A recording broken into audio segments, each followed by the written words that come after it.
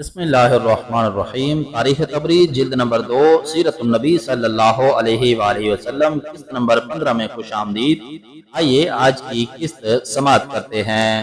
حضرت علی کی مدینہ کو روانگی۔ ابوبکر خبیب بن اصاف بن بنو الحارث بن الخزرج کے عزیز کے پاس مقام سخ میں فروکش ہوئے۔ ایک صاحب نے یہ بھی بیان کیا ہے کہ وہ بنو الحارث بن الخزرج کے عزیز خارجہ بن زید بن ابی ظہیر یہاں فروکش ہوئے۔ علی بن ابی طالب 3 شبانہ روز مکہ میں ٹھہرے رہے، اور جب انہوں نے لوگوں کی امانتیں واپس وہ جو رسول اللہ کے پاس رکھوائی گئی تھی ان کے مالکوں کو واپس کر دیں، وہ رسول اللہ کے پاس چلے آئے اور آپ ہی کے ساتھ کلثوم بن حدم کے یہاں ٹھہرے۔ خود علی رضی اللہ عنہ کہتے ہیں، میں ایک رات یا 2 رات قباء میں ایک مسلمان عورت کے یہاں جس کا شوہر نہ تھا مقیم ہوا۔ میں نے دیکھا کہ ایک شخص آدھی رات میں آ کر اس کا دروازہ کھٹکھٹاتا ہے۔ وہ عورت باہر جاتی ہے اور وہ شخص اس عورت کو کوئی چیز جو وہ ساتھ لاتا ہے دے دیتا ہے۔ میرے دل میں اس کی طرف سے شبہ ہوا۔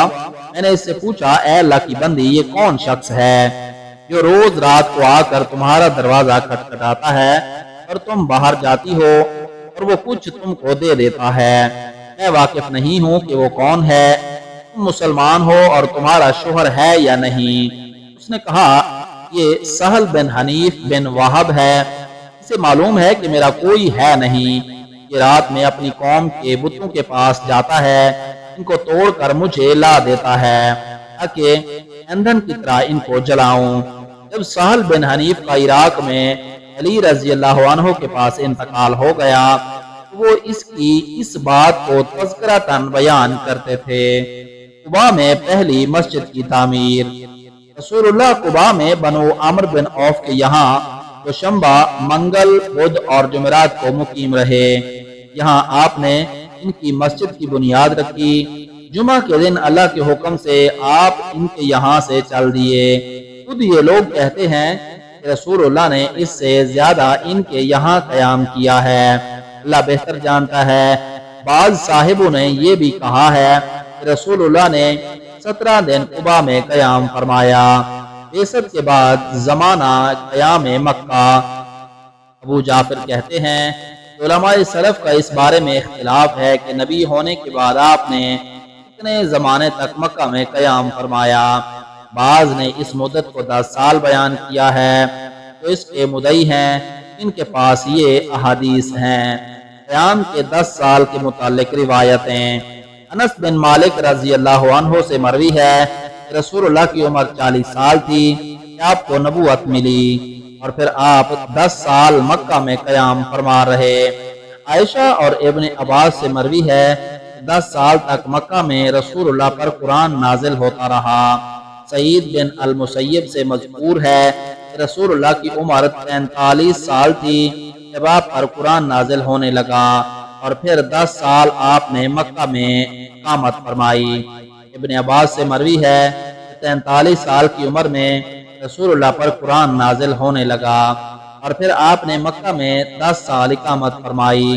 عمرو بن دینار سے مروی ہے کہ بعثت کے 10 سال کے بعد آپ نے ہجرت فرمائی۔ 13 سال قیام کے متعلق روایتیں۔ ان کے علاوہ دوسرے راوی کہتے ہیں کہ نبوت کے بعد آپ نے 13 سال مکہ میں قیام فرمایا ہے۔ اس کے متعلق بھی ابن عباس سے مروی ہے کہ 13 سال تک مکہ میں آپ پر وحی آتی رہی۔ دوسرے سلسلے میں ابن عباس سے مروی ہے کہ رسول اللہ کی عمر 40 سال تھی جب آپ مبعوث ہوئے، اور پھر 13 سال آپ نے مکہ میں قیام فرمایا۔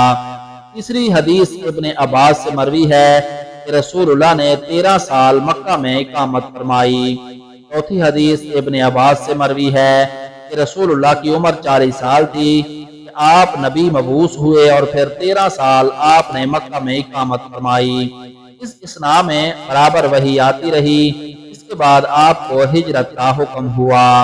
ابو جعفر کہتے ہیں کہ جو لوگ یہ کہتے ہیں کہ جب رسول اللہ کی عمر 40 سال تھی آپ نبی مبعوث ہوئے اور پھر 13 سال آپ نے مکہ میں اقامت فرمائی، ان کے قول کی تائید ابو قیس جرما بن ابی انس بن عدی بن النجار کے عزیز کے اس قصیدے سے بھی ہوتی ہے۔ اس نے ان کے متعلق کہا ہے کہ اللہ نے اسلام اور نبی کو ان کے یہاں فروکش کرنے سے ان کی عزت افزائی کی۔ اس قصیدے میں اس نے بتایا ہے کہ نبی مبعوث ہونے کے بعد آپ نے 13 سال قریش کے یہاں قیام فرمایا ہے۔ 15 سال قیام کے متعلق روایتیں بعض کہتے ہیں کہ آپ نے مکہ میں 15 سال قیام فرمایا ہے۔ اس سلسلے میں ابن عباس سے مروی ہے کہ آپ نے مکہ میں 15 سال قیام فرمایا ہے، اور اس پر انہوں نے ابو قیس جرما بن ابی انس کا یہ شعر شہادت میں پیش کیا ہے۔ ترجمہ: انہوں نے 15 سال قریش میں اقامت فرمائی اور کہتے رہے کہ کاش کوئی ان کا ہم خیال دوست مل جاتا۔ ابو جعفر کہتے ہیں کہ شعبی سے مروی ہے کہ وحی آنے سے 3 سال قبل ہی اسرافیل رسول اللہ کے پاس بھیج دیے گئے۔ شعبی سے دوسرے سلسلے روایت سے مروی ہے 3 سال تک اسرافیل رسول اللہ کو نبوت کی اطلاع دیتے رہے۔ آپ کو ان کی آہٹ سنائی دیتی تھی مگر وہ خود نظر نہ آتے تھے۔ اس کے بعد جبرائیل آنے لگے۔ عبداللہ بن ابی بکر بن حزم اور عاصم بن عمر بن قتادہ مسجد میں حدیث بیان کر رہے تھے۔ ایک عراقی نے ان سے یہ واقعہ بیان کیا۔ ان دونوں نے اس سے انکار کیا اور کہا کہ نہ ہم نے یہ بات سنی ہے اور نہ ہمارے علم میں آئی ہے۔ ہم یہی جانتے ہیں کہ نبوت ملنے سے وفات تک حضرت جبرائیل علیہ السلام ہی رسول اللہ صلی اللہ علیہ وآلہ وسلم کی خدمت میں آتے رہے۔ عامر کی روایت عامر سے مروی ہے 40 سال کی عمر میں رسول اللہ کو نبوت ملی۔ 3 سال تک اسرافیل آپ کے پاس آتے رہے۔ وہ آپ کو کلمہ اور کچھ اور تعلیم دیتے رہے۔ اب تک قرآن آپ کی زبان پر نازل نہیں ہوا تھا۔ 3 سال کے بعد حضرت جبرائیل علیہ السلام نبوت کا پیام لے کر آپ کے پاس آئے، اور 10 سال تک مکہ میں اور 10 سال تک مدینہ میں قرآن آپ پر نازل ہوتا رہا۔ ابو جعفر کی روایت ابو جعفر کہتے ہیں شاید یہ لوگ یہ کہتے ہیں کہ نزول وحی کے بعد رسول اللہ نے 10 سال تک مکہ میں قیام کیا ہے۔ انہوں نے اس مدت کو اس وقت سے شمار کیا جبکہ جبرائیل اللہ کی طرف سے وحی لے کر آپ کے پاس آئے اور آپ نے اللہ کی توحید کی اعلانیہ دعوت دی۔ اور جو لوگ کہتے ہیں کہ آپ نے 13 سال مکہ میں قیام کیا، انہوں نے اس مدت کو ابتدائی نبوت سے شمار کیا ہے، جبکہ 3 سال تک اسرافیل آپ کے ساتھ رہے، مگر اس زمانے میں آپ کو دعوت کا حکم نہ ہوا تھا۔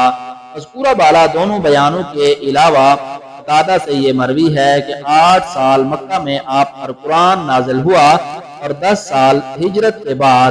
حسن کہا کرتے تھے کہ 10 سال مکہ میں اور 10 سال مدینہ میں آپ پر قرآن نازل ہوا۔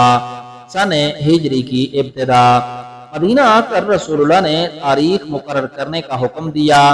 ابن شہاب سے مروی ہے مدینہ آ کر آپ نے تاریخ مقرر کرنے کا حکم دیا۔ آپ ربیع الاول میں مدینہ آئے تھے۔ ابو جعفر کہتے ہیں کہ پہلے تاریخ آپ کے قدوم سے 1 ماہ 2 ماہ ختم سال تک جاری ہوئی۔ یہ بھی بیان کیا گیا ہے اسلام میں سب سے پہلے عمر بن خطاب نے تاریخ کا حکم دیا ہے۔ اس کے متعلق جو اخبار آئے ہیں وہ یہ ہیں۔ سن ہجری کے متعلق مختلف آراء۔ 24 سے مروی ہے کہ ابو الموسیٰ الاشعری نے عمر رضی اللہ عنہ کو لکھا کہ آپ کے جو مراسلے ہمارے پاس آتے ہیں ان میں تاریخ نہیں ہوتی۔ عمر نے لوگوں کو مشورہ کے لیے جمع کیا۔ بعض نے کہا رسول اللہ کی بعثت سے تاریخ شروع ہو، بعض نے کہا آپ کی ہجرت سے۔ خود عمر نے اس پر کہا کہ آپ کی ہجرت سے ابتدا بہتر ہوگی، کیونکہ آپ کی ہجرت نے حق و باطل میں فرق کر دیا۔ میمون بن مہران کی روایت میمون بن مہران سے مروی ہے کہ عمر کے پاس ایک شک پیش کیا گیا تو شعبان میں واجب الادا تھا۔ آپ نے پوچھا کہ کون سا شعبان؟ جواب ہے یا آئندہ آنے والا ہے۔ پھر آپ نے صحابہ سے کہا کوئی وقت ایسا مقرر کرو جس سے لوگ دن اور مہینے جان لیں۔ اس پر بعض نے کہا کہ ہمیں رومی سن اختیار کر لینا چاہیے، مگر لوگوں نے کہا کہ وہ تو ذوالقرنین سے شروع کرتے ہیں اور یہ بہت طویل ہوگا۔ بعض نے فارسی سن اختیار کرنے کا مشورہ دیا۔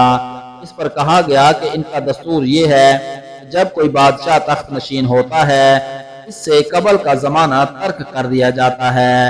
اب سب کی رائے یہ ہوئی کہ دیکھا جائے رسول اللہ نے مدینہ میں کتنی مدت قیام فرمایا ہے۔ معلوم ہوا 10 سال۔ چنانچہ اب رسول اللہ کی ہجرت سے سن تاریخ اختیار کر لیا گیا۔ محمد بن سیرین کی روایت۔ محمد بن سیرین سے مروی ہے ایک شخص نے عمر سے کہا تاریخ مقرر کیجئے۔ انہوں نے کہا کیا کروں؟ اس نے کہا اہل عجم اپنی تحریر میں لکھا کرتے ہیں فلاں ماہ فلاں سن۔ آپ نے کہا یہ اچھا طریقہ ہے، تم بھی تاریخ لکھا کرو۔ لوگوں نے پوچھا کس سن سے شروع کریں؟ بعض نے کہا آپ کی بعثت سے، بعض نے کہا آپ کی وفات سے، مگر پھر سب کا اس پر اجماع ہوا کہ ہجرت سے ابتدا ہو۔ اس کے بعد انہوں نے کہا کن مہینوں سے ابتدا کی جائے؟ بعض نے کہا رمضان سے، دوسرے نے کہا محرم مناسب ہے کیونکہ اس ماہ میں لوگ حج سے فارغ ہو کر واپس آتے ہیں اور ماہ حرام بھی ہے۔ چنانچہ سب کا اس پر اتفاق ہوا کہ محرم سے اس کی ابتدا کی جائے۔ سہل بن سعد کی روایت۔ سہل بن سعد سے مروی ہے لوگوں نے زمانہ کا شمار اور حساب نہ رسول اللہ کی بعثت سے شروع کیا اور نہ آپ کی وفات سے، بلکہ آپ کے مدینہ تشریف لانے کے وقت سے ابتدا کی۔ ابن عباس سے مروی ہے جس سال رسول اللہ مدینہ تشریف لائے تاریخ مقرر کی گئی اس سال عبداللہ بن زبیر پیدا ہوئے۔ ابن عباس سے وہ میرے سلسلے سے بھی یہی مروی ہے۔ عثمان بن محسن سے مروی ہے ابن عباس والفجر ولیال عشر کی تفسیر میں کہتے تھے فجر سے مراد ماہ محرم ہے کیونکہ یہ مہینہ سال کا فجر ہے۔ عبید بن حمیر سے مروی ہے محرم خاص اللہ عز و جل کا مہینہ ہے، یہ سال کا سرہ ہے، اس ماہ میں بیت اللہ پر غلاف چڑھایا جاتا ہے، اس سے تاریخ کی ابتدا ہوتی ہے، اس میں چاندی مصفوف کی جاتی ہے۔ اسی مہینے میں وہ دن ہے جس میں ایک قوم نے اللہ کی جناب میں توبہ کی تھی اور اللہ عز و جل نے ان کی توبہ کو شرف قبولیت بخشا۔ عمر بن دینار سے مروی ہے سب سے پہلے خطوں پر یالا ابن امیہ نے جو یمن میں تھے تاریخ لکھی۔ رسول اللہ ربیع الاول میں مدینہ آئے تھے مگر لوگوں نے شروع سن سے تاریخ لکھی۔ عرب میں سن تاریخ کی ابتدا۔ زہری اور شعبی سے مروی ہے کہ خانہ کعبہ کی بنا سے قبل بنو اسماعیل حضرت ابراہیم علیہ السلام کے آگ میں ڈالے جانے کے واقعے سے تاریخ کا حساب کرتے تھے۔ پھر جب اسماعیل اور ابراہیم نے کعبہ کو بنایا اسماعیل علیہ السلام تعمیر کعبہ سے تاریخ کا حساب کرنے لگے۔ البتہ جب یہ لوگ ادھر ادھر منتشر ہونے لگے جو قبیلہ تہامہ سے باہر ہو جاتا تھا وہ اپنی اس علیحدگی سے تاریخ کا حساب کرتا تھا اور بنو اسماعیل میں سے جو لوگ تہامہ میں رہ جاتے تھے وہ سعد، ہند اور جہینہ بنو زید کے تہامہ سے خروج کے دن سے تاریخ کا حساب لگاتے۔ یہ طریقہ آپ بن لوائی کی موت تک جاری رہا۔ اس کے بعد پھر بنی اسماعیل نے واقعہ فیل تک آپ کی موت سے تاریخ مقرر کی۔ واقعہ فیل کے بعد اس سے تاریخ کا شمار ہونے لگا۔ یہ طریقہ عمر کے زمانہ تک جاری رہا۔ پھر انہوں نے 17 ہجری یا 18 ہجری میں واقعہ ہجرت سے تاریخ مقرر کی۔ سعید بن المسیب بیان کرتے تھے عمر بن خطاب نے سب کو جمع کر کے پوچھا اس دن سے تاریخ لکھی جائے۔ علی نے کہا جس روز رسول اللہ نے ہجرت فرمائی اور سرزمین شرک کو خیر بات کہا۔ عمر نے اسی کو قبول کر لیا۔ تاریخ کی ابتدا کرنے کا طریقہ۔ ابو جعفر کہتے ہیں کہ بنو اسماعیل کی تاریخ نویسی کے متعلق جو بیان اوپر گزرا ہے یہ صحت سے کچھ دور نہیں ہے کیونکہ ان میں یہ دستور نہ تھا کہ سب کے سب کسی مشہور واقعے سے تاریخ لکھتے ہوں بلکہ ان میں سے بعض لوگ کسی قحط یا خشک سالی سے جو ان کے ملک کے کسی سمت یا گوشے میں رونما ہو جاتی تاریخ کی ابتدا کرنے لگتے یا کوئی عامل جو ان پر متعین ہوتا یا اور کوئی خاص واقعہ جو پیش آتا اور اس کی شہرت ہو جاتی اس سے تاریخ کا حساب شروع کر دیتے۔ اس بات پر ان کے شعراء کے اقوال شاہد ہیں۔ اگر کوئی خاص واقعہ تاریخ کے لیے ان میں عام طور پر مقبول ہو جاتا تو یہ اختلافات کیوں ہوتے؟ بے بن زبا الفرازی کہتا ہے، کیا اب میں بقائے دوام کی توقع رکھوں جبکہ میری عقل خرف ہو چکی ہے اور میں مجر کے زمانے میں پیدا ہوا ہوں؟ یہ امرال کیس کا باب تھا، تم نے اس کا نام سنا ہے۔ اب دیکھو کہ میری عمر کتنی طویل ہوئی۔ اس شاعر نے اپنی عمر کا حساب امرال کیس کے باب مجر سے لگایا ہے۔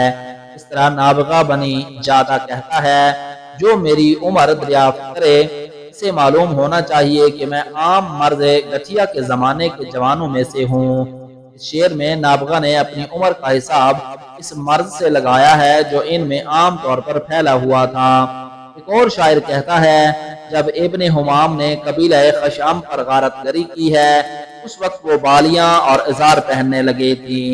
ان سب شعراء نے جن کے اشعار نقل کیے گئے ہیں اپنے ان شعروں میں اپنے قریب زمانہ کے کسی خاص اور مشہور واقعے سے تاریخ بیان کی ہے، اور ان سب نے ایک دوسرے سے بالکل علیحدہ واقعات کو اپنی تاریخ کے لیے اختیار کیا ہے۔ اگر ان میں کوئی خاص اور مشہور تاریخ کا حساب ہوتا اس طرح کہ اب مسلمانوں میں یا دوسرے اور تمام اقوام میں رائج ہے تو ان میں یہ اختلاف نہ ہوتے۔ اگر بات وہی ہے جو ہم نے بیان کر دی، البتہ عربوں میں صرف قریش ایسے تھے جو ہجرت نبی سے پہلے واقع فیل سے تاریخ شمار کرتے تھے، اور یہ وہی سن ہے جس میں رسول اللہ پیدا ہوئے ہیں۔ واقع فیل اور واقع فجار کے درمیان 20 سال گزرے اور فجار اور بنائے کعبہ کے درمیان 15 سال اور بنائے کعبہ اور بعثت کے درمیان 5 سال گزرے تھے۔ 40 سال کی عمر میں رسول اللہ کو نبوت ملی۔